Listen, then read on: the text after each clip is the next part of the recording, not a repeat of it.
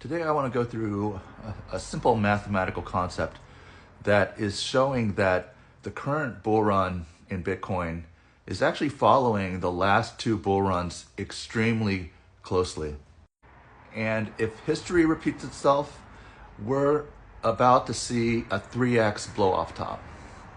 Now the concept I'm talking about is simply mapping out the slopes of each of the phases of the current bull cycle and comparing it to slopes of the phases of previous bull cycles.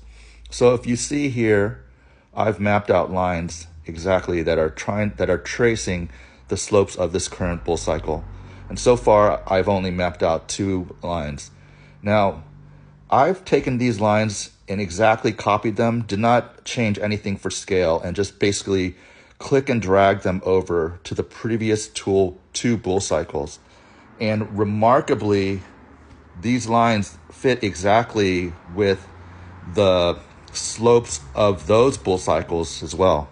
So here is the 2021 bull cycle with the lines just basically clicked and dragged over on top of this bull cycle. And look how remarkably exact the slopes are that map to this exact same bull cycle that we're in.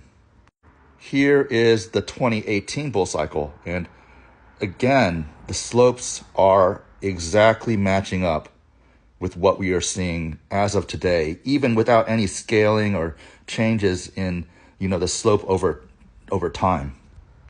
As you can see here, as we zoom out on all three bull cycles, the slopes of the lines are still matching up. And that's because this is how I actually copied and pasted over the slopes of the lines from this current bull cycle over to the previous two bull cycles without changing any type of time scaling.